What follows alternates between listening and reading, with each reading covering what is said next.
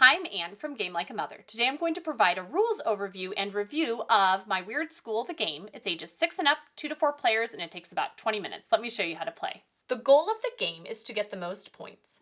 You get points over 3 rounds of play, and each round there is a bonus for whoever won the round. In the first round it's 5 points, then 7, and then 10, and you win the round by filling in your board with each of the different items that you need, which is a teacher, a matching rhyming card that goes with that specific teacher, and then an action, adjective, and a noun. For game setup, we have a 2-player game here, and each player is dealt out 2 cards. The youngest player starts the first round by drawing a card from the face down pile. We'll say this is the younger player, and then they get to pick one of their cards to play on their board. We're going to go ahead and have them play a teacher card. These are the rhyme cards. On a future turn, they would be allowed to play a rhyme card that doesn't correspond to that teacher. That is totally okay, and then they can replace it with the correct card in the future if they want.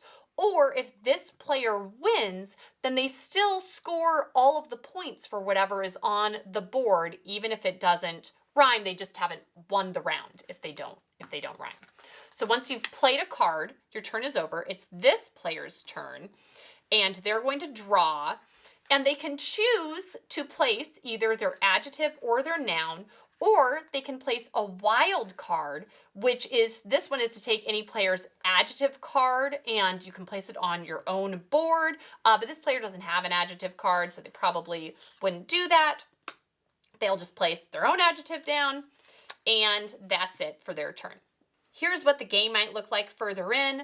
Both of the players have their boards filled in, but neither player has ended the round yet because you have to have a teacher card with the rhyme card. You can easily tell because they have the picture on the rhyme card, so if it doesn't match the teacher, then it doesn't work. We'll say it's this player's turn.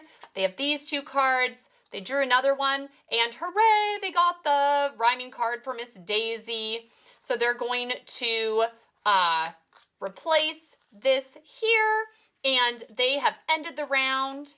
And at this point, you tally up your scores, and this player would get a 5-point bonus for having won the round. However, their score is 8 plus another 5 for the bonus is just 13.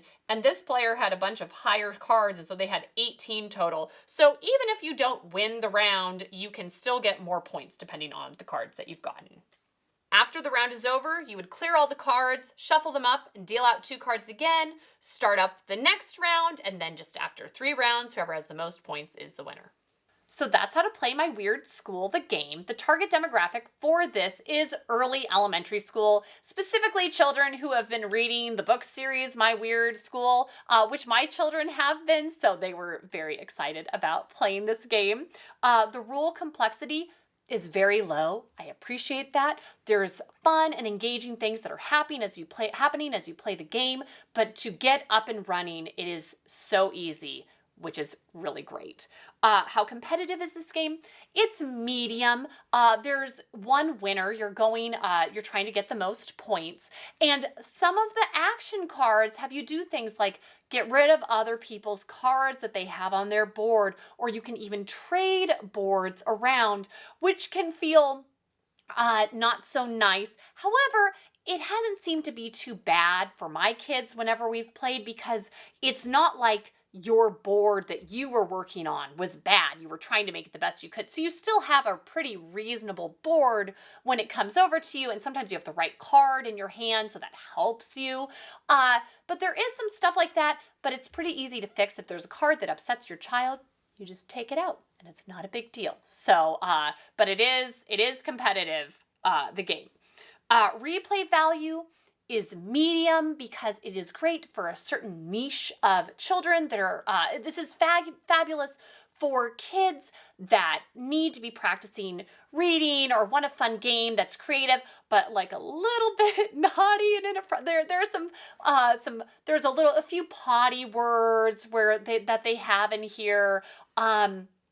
and which my older son just found hilarious and increased his enjoyment of the game tremendously. So it can be great for a kid. You want to practice reading or playing games with you, but it's harder to get to come to the table if it's slightly inappropriate. Maybe that's all they needed.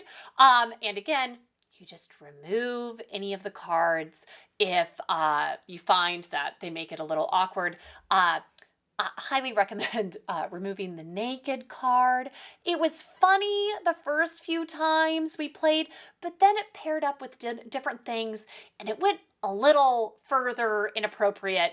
And so just look through and take out any problem cards if you need to, and be aware that that's part of the appeal and the charm of this game, but also something to be aware of.